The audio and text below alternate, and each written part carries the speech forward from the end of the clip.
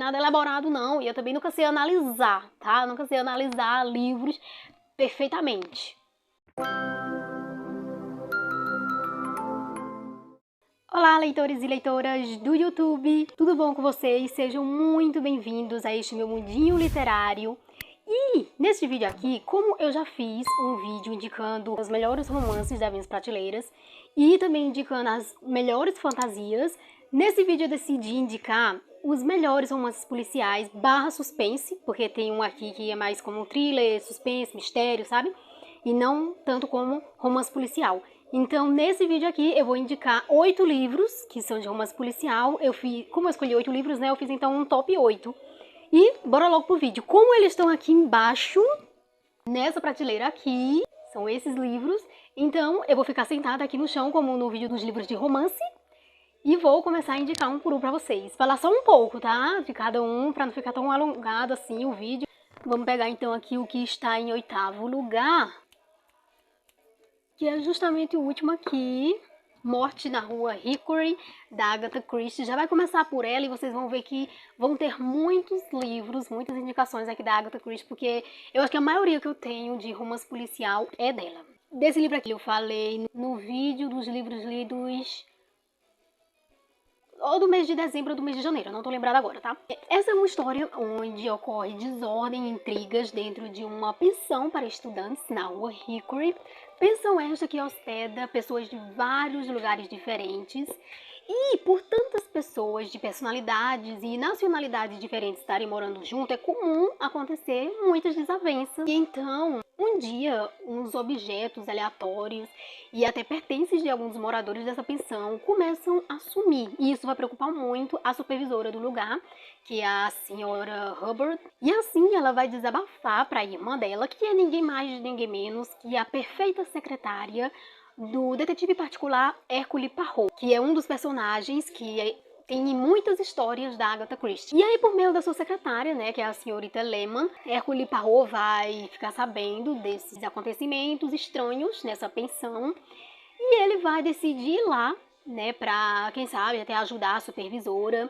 Só que ele vai com uma falsa intenção de dar uma palestra sobre criminologia para os estudantes, mas é claro que aí ele aproveita, né, para investigar o local, as pessoas e, né, observar bastante o comportamento de todos aqueles estudantes dali. Mas aí ele nem precisa fazer muito, porque em um dia que ele tá lá na pensão, uma das pessoas acaba confessando ser a culpada. Mas o estranho é que ela confessa só o furto de alguns dos objetos aleatórios, né? Mas alguns outros sumiços de outros objetos e também um tipo de vandalismo contra os pertences de alguns moradores não foi obra dessa pessoa. Então, claro que o mistério continua e o pior acontece. Acontece a primeira morte na pensão e isso vai exigir a participação de um oficial da polícia local. Então, é aí que as investigações começam, os interrogatórios acontecem e a gente vai descobrir muitas intrigas entre esses moradores aqui no decorrer dos interrogatórios. Também vamos descobrir preconceitos raciais entre eles e até um amor platônico aqui no meio disso tudo. Então, nesse livro aqui vai ter muito suspense, vai ter muito mistério, a investigação é instigante como sempre, né, em todos os livros assim, e também muita coisa inusitada vai acontecer. Lá perto do final já vai ter outras coisas bem diferentes acontecendo, você vai amar essa leitura do começo ao fim, tenho certeza. Bora agora então para o 7º lugar. Posso dizer que em cada take você vai ver o cenário e a iluminação diferente, porque aqui é um pouco complicado, tá, pra achar uma posição, um ângulo e uma iluminação adequada. Então, vai estar sempre mudando. 7º lugar é 100 gramas de centeio. Tá começando tudo lá atrás. Que também é da Agatha Christie. Aqui nessa história, tudo acontece em uma pequena vila. Neste lugar, 3 assassinatos deixam todo mundo de cabelo em pé. E assim que acontece a primeira morte, que é de um homem que está trabalhando no seu escritório. A causa do assassinato parece ser por meio de envenenamento, depois que o chá dele é servido pela secretária. E é quando vai surgir o inspetor Neil, que é quem vai cuidar de toda a investigação do caso. E quando ele aparece, ele vai encontrar a primeira peça do quebra-cabeça, que é um punhado de grãos de centeio no bolso da roupa da vítima. E isso vai tornar o caso muito, muito complexo. Ainda mais depois que mais 2 pessoas são assassinadas também nesse mesmo lugar, Eu acho que vamos dizer que é tipo um vilarejo. E isso vai fazer com que o inspetor se depare com mais um detalhe estranho em cada uma das vítimas. O segundo detalhe eu não lembro mais, eu só sei do terceiro porque tá aqui na sinopse, que é um pregador de roupa no nariz da terceira vítima. E claro que essas três peças são coisas bem aleatórias que o inspetor não faz ideia qual a ligação que pode ter entre essas três coisinhas aleatórias. Aí então depois surge uma senhora que vai chegar dizendo ser uma conhecida da terceira vítima, então ela vai lá pra saber como foi tudo, né, e pra talvez participar do velório. E essa é a senhorita Marple, que também aparece bastante nas histórias da Agatha Christie. Só que o que ninguém sabia é que essa senhorita Marple tem um faro fora do comum para crimes, e ela também é muito esperta, muito observadora, e vai acabar se metendo nas investigações desse caso também. E ainda mais é depois que ela se mete aí nas investigações que o caso começa a se desenrolar com mais lógica. Também, se não fosse por ela, eu acho que demoraria muito, muito para o inspetor Nils chegar no assassino, que, claro, é uma pessoa muito longe das suspeitas. Mais um romance policial maravilhoso, então, né? Deixa eu ver, vou ter que organizar um pouco aqui, senão vai cair tudo, né? Eita! Então, em sexto lugar, eu vou indicar para vocês A Morte nas Nuvens, também da Agatha Christie. Esse daqui é onde vai ocorrer uma morte, um cenário muito impróprio. Por isso aí também já vai ser muito diferente, e essa história aqui vai ter uma vibe muito diferente de todas as outras que eu já li da Agatha Christie. E também, além de ser um cenário muito impróprio, é um lugar onde parece ser impossível existir um assassino, e principalmente porque ninguém viu o acontecido, ninguém viu nada acontecendo, nem mesmo o Hercule Poirot, que vai estar nesse avião aqui como um dos passageiros, porque ele vai estar dormindo, infelizmente ele vai estar dormindo nesse voo aí quando tudo acontece. Então tudo acontece dentro da cabina de um avião, em pleno voo, onde tem 11 passageiros e 2 comissários de bordo. Entre esses passageiros está, além do Hercule Poirot, a Madame Giselle, que é uma mulher muito famosa por fazer empréstimos. Até que em um certo momento, um dos comissários de bordo percebe que a Madame Giselle está morta no seu assento. E aí eu não tenho certeza absoluta, mas se eu não me engano, é antes do avião pousar, algum deles, eu acho que é um médico que tem entre esses passageiros, vê que tem uma picada no pescoço da mulher. Ele supõe que pode ser um maribondo, porque tinha um maribondo vagando ali pelo avião,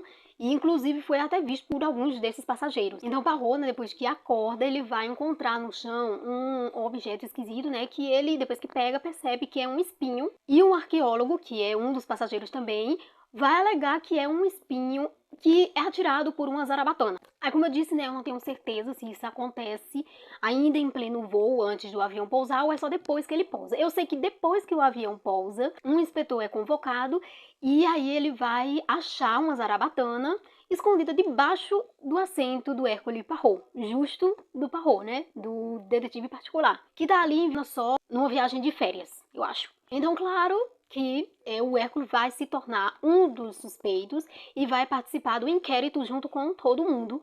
Só que, claro que ninguém vai ser condenado nem nada disso. Enquanto tá acontecendo todas as investigações, cada um vai continuar vivendo sua vida, né? Até tudo ser resolvido. Então, o Poirot não vai ser impedido de participar das investigações do caso. Ele que vai acabar encontrando um objeto muito suspeito, assim, nos pertences de um dos passageiros. E ele logo vai alegar que, mais ou menos, já sabe quem é o culpado ou a culpada. Mas, mesmo assim, óbvio que ele precisa de muitas outras provas para que as teorias dele se concretizem, né? E façam muito sentido. Mas, depois disso, o Poirot vai ficar mais próximo da resolução do caso do que o próprio inspetor, aquele que está encarregado pela investigação. É muito, muito bom. E o Poirot, como sempre, é genial. No final, e sempre ele explica, né, como foi que ele fez, quais as técnicas que ele usou para chegar até a resolução do caso. E é tudo muito genial. Ah, se eu não me engano, também nesse livro aqui, acaba que tem um fio solto, assim, que eu encontrei na explicação do Poirot. Mas claro que isso não tirou nenhuma graça, assim, de toda a história, né, de toda a investigação, de todo o suspense que teve. Então, claro, esse é mais um que você precisa ler. Quinto lugar é este livro aqui, Assassinato na Casa do Pastor, também da Agatha Christie. Nesse daqui a gente vai lá para uma pacata vilinha da senhorita Marple, que é aquela mesma personagem que tem no livro 100 Gramas de Centeio, que ela é mais como uma senhora bisbilhoteira, né? Ela gosta ali de estar cuidando dos jardins, de estar observando os pássaros com um binóculo, mas claro, ela tá sempre atenta a tudo que tá acontecendo, né? Mas a coisa que ela mais gosta de fazer é estudar o comportamento humano, então ela tem muita habilidade nisso. E lá onde ela mora, né, por ser um vilarejo muito pacato assim, fazia muitos anos que não acontecia nenhum tipo de homicídio. E é justamente em um cenário onde pessoas, né, fofoqueiras vivem nas portas da casa falando da vida alheia, que vai acontecer um crime na casa do pastor. É o pastor Len, e vão encontrar um homem morto no gabinete do pastor. Então, claro que ele vai se tornar o principal suspeito. E principalmente por uma vez ele já ter confessado que tinha muita vontade de acabar com a vida do homem. Eu me lembro de uma coisa assim, mas agora eu fiquei um pouco em dúvida se ele estava realmente falando desse mesmo homem que morreu ou ele estava falando de alguma outra pessoa, mas eu tenho quase certeza que foi desse homem que morreu no gabinete dele. E aqui a gente vai seguir a história pela narração em primeira pessoa do próprio pastor. Então, é uma narrativa mais diferente, que a gente vai conhecer a história pelo ponto de vista de um dos suspeitos. Os outros, a gente vê mais a narração em terceira pessoa e mais pelo ponto de vista do inspetor. Então aqui o caso é investigado por um tal de inspetor Slake, mas claro que ninguém contava com a participação, a intromissão mais uma vez da senhorita Maple, e claro, não contavam com a astúcia dela, que como eu já falei, né, ela tem uma habilidade muito grande assim com o comportamento humano, então eles não contavam que ela fosse ajudar nas investigações do caso e até na própria resolução também. Como sempre, mais um romance policial maravilhoso, cheio de suspense, cheio de mistérios, que deixa você cada vez mais viciada na história até chegar ao final. E com a participação da senhorita Maple é sempre muito interessante. Então vai ter muito envolvimento, né, de todos os suspeitos, que são alguns moradores ali próximos, até os moradores da casa do pastor. E vai ter envolvimento, assim, de traição também. Então, muita coisa vai acontecer aqui. E vai ser tão difícil de resolver quanto A Morte nas Nuvens. Ai, é um pouco difícil falar sobre romance policial, não sei falar muito bem. Mas vamos agora para o quarto lugar, é A Garota do Lago. Esse aqui é um caso mais de mistério e suspense psicológico. E esse aqui é o primeiro dos que eu tô indicando que não é da Agatha Christie, né? Esse aqui é de Charlie Donlea. E eu sei que esse daqui é um livro que divide muitas opiniões, né, entre os leitores. Que eu sei que tem muita gente que ama, tem muita gente que odeia, e acho que também tem gente que o caso é de amor e ódio. No meu caso, eu gostei, tá? Eu confesso que eu gostei bastante desse livro. Pra mim, foi uma leitura tão boa quanto a dos outros livros. E achei que a narrativa foi muito tranquila, foi muito leve. E a escrita do autor é maravilhosa. Então eu vou explicar um pouquinho pra vocês, tá? Pra ver o que vocês acham, pra ver se vocês se interessam em ler esse livro. Então, em uma das casas, em uma pequena cidade entre montanhas, Becca, que é uma estudante de direito e filha de um advogado, é assassinada, chocando todos os moradores. Ela foi passar um tempo na tranquilidade dessa pequena cidade, né, na casa de lago dos pais dela, se eu não me engano, para poder estudar para os exames da faculdade. 2 semanas depois, a polícia não parece estar empenhada para descobrir quem é o assassino ou a assassina da jovem, mas a repórter Kelsey se sente inexplicavelmente atraída pelo caso da garota e decide ir até a cidade para investigar. E quanto mais ela se aprofunda nos detalhes e nas pistas, mais ela se sente ligada com a vítima, por causa de uma certa coisa que elas têm em comum e eu não posso falar aqui. Aí, então, nós vamos acompanhar a narrativa em 2 pontos de vista, que um é da Kelsey, né, a repórter, enquanto ela tá trabalhando no caso, no presente, e também da própria Becca, no passado, um pouco antes dela morrer, e aí nós mesmos vamos criando nossas próprias suposições, nossas teorias, e também os nossos suspeitos. E depois que Kelsey, eu agora não tô lembrada como ela consegue, mas ela consegue um diário da Becca, e também vai conseguir a ajuda de um doutor, que é o Dr. Peter, ela vai avançar bastante nas investigações. E eu sei que a descoberta da verdadeira ou do verdadeiro culpado é um choque, principalmente porque você mesmo vai percebendo sozinho um pouco antes de ser revelado. Então, pra mim foi surpreendente, pra mim foi chocante. E claro que eu fui percebendo um pouco antes também sozinha quem era a pessoa responsável aí pelo assassinato da menina. E eu gostei demais, porque também os capítulos são curtos. E pra mim foi realmente um suspense muito bem escrito, sabe? Que teve uma investigação muito boa, eu achei, né? Mas como Eu sou boba pra essas coisas, né? Não entendo muito sobre investigação mesmo, mas é isso. Tô indicando porque eu gostei demais e acho que não é à toa que ele tá aí no meu quarto lugar. Agora vamos para o terceiro lugar, que é... Opa! O Cão... Ah, eu não sei pronunciar esse nome. É triste. O Cão dos Baskerville. É esse título que vocês estão vendo aqui. É um romance policial do Arthur Conan Doyle, do Sherlock Holmes, né? Eu escolhi esse livro aqui, só ele pra estar aqui, em vez de qualquer um desses outros. Eu tenho 4, né, do Sherlock Holmes. Só que esse daqui que eu escolhi realmente foi o melhor que eu achei deles, porque eu achei que ele teve uma vibe muito diferente de todos os outros, e vocês vão entender melhor quando eu começar a contar.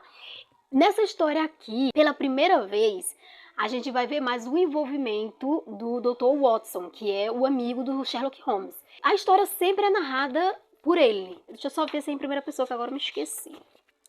É narrada em primeira pessoa pelo Dr. Watson, só que dessa vez vai ter mais envolvimento dele, sabe? Porque antes, quem estava sempre envolvido na resolução dos casos e tal, era o Sherlock, então aqui vai ser o Watson, e é por isso que é bem diferente. A ambientação aqui no livro também vai ser mais diferente, trazendo uma vibe mais sobrenatural para a história, por isso que eu gostei. Tem uma vibe sobrenatural, eu gosto demais, automaticamente. E tudo começa quando Sherlock Holmes recebe a visita do médico de um ricaço que tinha acabado de morrer. E esse ricaço é o Charles Baskerville. E esse médico só vai assim atrás do Holmes mais para um aconselhamento, sabe, em busca de um aconselhamento. E aí ele começa a contar para o Sherlock que ele acredita que o seu paciente tenha morrido por causa de uma maldição na família, uma maldição que assombra a mansão Baskerville. Eu tenho esse nome. E que essa maldição tem a ver com um cão que vive em uma charneca próxima a essa mansão. Claro que Sherlock Holmes diz ser muito cético quanto a esse tipo de coisa, mas mesmo assim ele vai querer investigar o caso, só que ele vai investigar como se fosse um assassinato comum. E aí o médico conta também que esse falecido Charles tem um herdeiro, que é um sobrinho, o Henry, que mora no Canadá, mas ele teria que ir até a Inglaterra, né, para dar continuidade a umas construções do tio dele lá na mansão e também cuidar do povo, os trabalhadores. Então, quando o Henry chega lá, o médico aconselha a não ir morar naquela mansão, porque ele tem medo da maldição cair sobre ele e ele acabar morrendo também. Só que tanto o Sherlock Holmes como o próprio Henry discordam e fica resolvido que o Henry vai sim lá para a mansão, vai passar uns dias, só que é claro que ele não vai sozinho. Como o Sherlock decide cuidar do caso lá mesmo na cidade, por causa de algumas coisas, ele encarrega o Watson, o Dr. Watson, para ir com o Henry até a mansão e ficar lá com ele por uns dias. Aí ele vai ter que fazer todo o trabalho que seria do Sherlock Holmes lá na mansão, vai ter que ser mega observador, conversar com os vizinhos, criar suas próprias teorias e depois juntar tudo isso com as descobertas do Sherlock Holmes também, para ver se no final eles conseguem desvendar todo esse mistério. Então nisso tudo a gente vai acompanhar o Dr. Watson e o Henry lá na mansão, investigando as menores pistas que eles vão encontrando, também conversando com os vizinhos. Vamos ver até que o Henry vai acabar se envolvendo com uma moça aqui da região. E até que eles se esforçam bastante. Eles passaram por cenas de arrepiar, altos perigos na charneca, onde o cão espectral se escondia. E tudo isso é muito, muito interessante de acompanhar. Eu me senti muito dentro da história, mais do que nos outros livros, eu acho. Por isso que eu gostei tanto desse livro aqui, que tem muito mistério, muito suspense envolvido. Tem uma coisa muito impressionante no final. E a gente vai saber, vai descobrir tudo que o Sherlock Holmes estava fazendo. E é como se fosse também, assim, tem uma pitada de terror aqui nesse livro. E por isso eu escolhi ele para estar no terceiro lugar. Mas, claro que os outros que vêm depois, que é o segundo e o primeiro lugar, esses dois aqui, eles me conquistaram mais ainda do que esse outro. O segundo lugar é da Noite das Bruxas, da Agatha Christie. Como vocês puderam ver, é mais 2 da Agatha Christie, né? Tanto esse como o outro. E aqui a gente vai acompanhar um caso brutal e covarde com a investigação do Hercule Poirot, mais uma vez, e a participação de uma outra personagem, que é a Ariadne Oliver. Ela é uma escritora. Aqui nós começamos, então, com a senhorita Oliver ajudando na organização de uma festa de Dia das Bruxas na casa de uma conhecida, e lá ela acaba ouvindo uma menina dizer que já testemunhou um assassinato. É uma coisa que ninguém vai acreditar pela menina ter fama de mentirosa. Mas acontece que na noite da festa, essa mesma menina, que é a Joyce, acaba sendo encontrada morta na biblioteca, afogada em um balde de água com maçãs que fazia parte das brincadeiras que eles estavam fazendo ali naquela festa de Dia das Bruxas. É por isso que a senhorita Ariadne Oliver, que foi quem encontrou o corpo da menina, se eu não estou enganada, sendo muito amiga do Hercule Poirot, acaba contando pra ele, né, desabafando, dizendo que ficou muito assustada e tal, pergunta se ele não pode ajudar na investigação desse caso tão horrível e tentar desvendar o mistério que é esse assassino, que ninguém fazia ideia quem era, já que todo mundo ali era conhecido de todo mundo e aparentemente eram todos confiáveis. Ele então aceita, né, o pedido ali da amiga e acaba indo até essa cidade e começa a investigar o caso, o que vai ser muito difícil, vai ter muita coisa dificultando o trabalho do Poirot, principalmente porque não tinha pistas e nem mesmo suspeitos muito evidentes. Então é muito instigante a investigação e a cada personagem que vai surgindo na história fica ainda mais intrigante, o negócio vai ficando mais complicado. Como sempre, é uma leitura muito rápida, todos esses livros assim de mistério é muito rápido. Acaba que é um caso só, né? Então não se demora tanto assim, por mais que algumas coisas dificultem bastante a resolução do caso, não é algo que se demore tanto, sabe? Então, como vocês podem ver, sempre o livro é mais fininho, não tem lá tantas páginas, então é muito fluido e é por isso que eu gosto tanto. E aí, em primeiro lugar, como vocês já viram, ficou O Cavalo Amarelo, também da Agatha Christie. Esse daqui é outro que tem aquela vibe diferentona, por isso também eu gostei, por isso que ele tá aqui em primeiro lugar. Muita coisa interessante acontece aqui. Vamos lá, vou falar sobre ele. Então, esse aqui é um romance policial genial, né? Que tem uma bela surpresa no final e toda a história tem o seu diferencial. Aqui, com cada surgimento de personagem, só vai ficando ainda mais misterioso e mais viciante. Esse caso começa quando uma mulher chama o padre na sua casa para receber a extrema-unção e se confessar também. E aí, logo após que ela se confessa, ela morre. E a confissão dessa mulher vai ser um grande mistério para nós leitores e a gente só vai descobrir no decorrer do livro. Depois de sair da casa dessa mulher, o padre vai atordoado até uma cafeteria e lá ele anota, num pedaço de papel, o sobrenome de 9 pessoas que foi dito na confissão da mulher. Só que aí, antes do padre chegar em casa, ele acaba sendo assassinado em um beco escuro e a sua batina é revirada pelo assassino. Só que aparentemente ele não tinha levado nada, dando a entender que não tinha achado, seja lá, o que ele estava procurando. Quando o corpo do padre é encontrado no dia seguinte pela polícia, os homens acham o pedaço de papel dentro da bota do padre. Então vai ter um inspetor e um doutor investigando esse caso aqui. Só que o nosso protagonista, na verdade, é um homem chamado Mark, que é um historiador e escritor que vai estar envolvido por alguns motivos na investigação desse caso e vai estar muito empenhado em desvendar essa lista de nomes. O Mark, então, vai ser levado até esse intrigante cavalo amarelo, uma morada que já havia sido um pub há muitos anos atrás, mas que no presente era a residência de 3 solteironas bem estranhas que têm mediunidade. Outra coisa muito diferente, porque aí é que vai ter muito envolvimento de coisas paranormais como voodoo e bruxaria. E depois daí as coisas só vão ficando ainda mais interessantes e não vai, por mais que pareça, não vai fugir do foco da história, mesmo muita loucura acontecendo. E é aí também que surge uma nova personagem que, por meio da sagacidade dela, o caso vai dar uma avançada gigante. E essa personagem acaba correndo um grave, sério, verdadeiro, real risco de vida só para ajudar a polícia a encontrar o líder de toda a organização desse crime bárbaro. Então é muito bom, muito bom esse daqui.